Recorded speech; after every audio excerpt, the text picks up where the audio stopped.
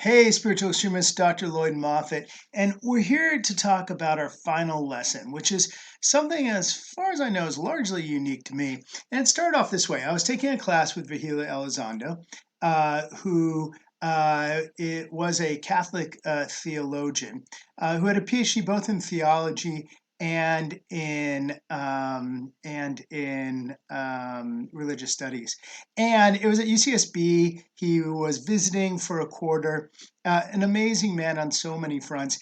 It was interesting. It was a class on Catholic mysticism, and one of our class periods he had to miss because he was called by Pope John Paul II at the time to the Vatican to be with him and pray with him. And he felt so bad that he had to miss class because the Pope called, that's how things go.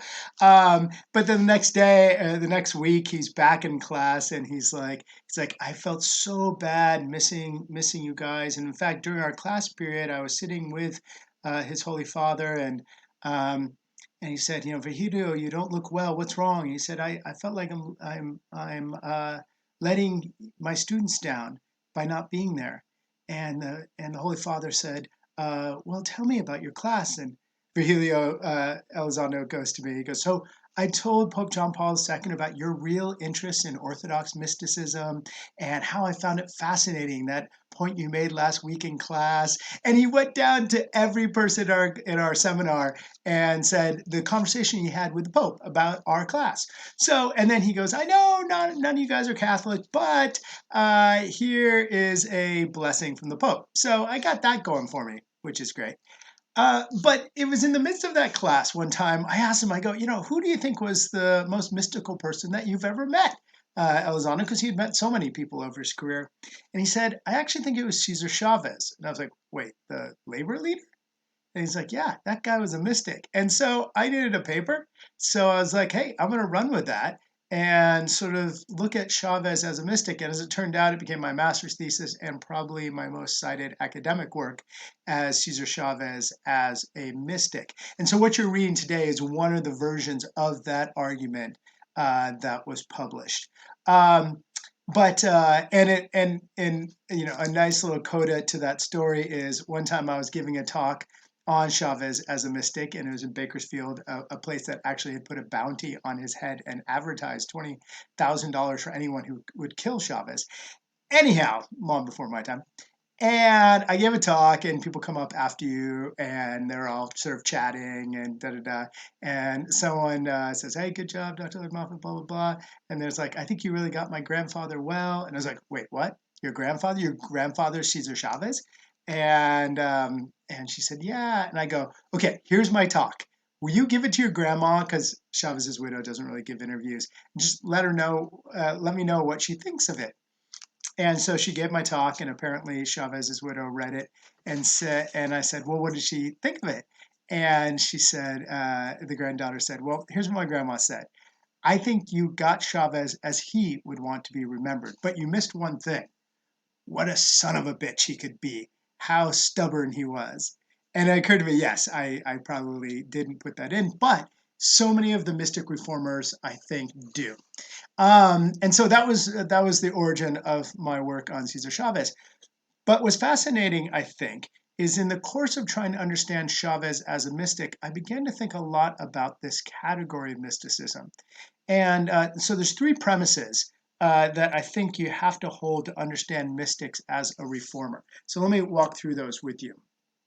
The first is, how is somebody identified as a mystic, right? You're not born a mystic. You're not like, hey, I'm John Mystic. This is my day. Mysticism to me is a category constructed by others. In other words, like the person who says, I'm the humblest man in the world is not humble. So the person who claims to be a mystic is hardly ever a mystic. Mystics get known when other people say, oh, that person is a mystic. Now, sometimes that happens through official channels. This is like the Catholic Church saying that so-and-so is a mystic doctor of the church. But we have to recognize at the beginning that the category of mystics is a socially constructed category in which other people place you. In other words, people start saying, oh, that guy's a mystic. And suddenly that person gets to be known as a mystic. So mystic is a category defined by others. Well, how do we make that appraisal? How do we decide that that person should be seen as a mystic? Well, this is part two. Part two is the designation of someone as mystic is grounded in the presumption of an extraordinary encounter with God. That is, let me try to explain this. As academics or as other people, we have no access to somebody's mystical experience. But we assume when we label somebody a mystic that they have had an extraordinary experience, that they might have had something profound. And so there must be some insight that they haven't just had a normal experience. Because somebody who just prays and feels God's presence, okay, that happens a dime a dozen. That's not a mystic. Somebody who has an extraordinary experience, that's a mystic. So we label somebody a mystic based on the presumption that they have had some extraordinary experience. And so then that leads to the question, how can we tell whether they had? I mean, they might say it, but how can we tell? Well, the way we tell is the impact that experience has had on their life. They seem different because of it. Because anyone can say, hey, I had a mystical experience, but we label people mystics when they come away from those experiences changed and different. So the third part is that the mystic has something that's different. Now, if you just walk away from a mystical experience and the conclusion is people should pray more, people should go to confession or something like that, you're not going to label that person a mystic. It's they had an extraordinary experience that in some sense is different than what the everyday statements of the religious organization is.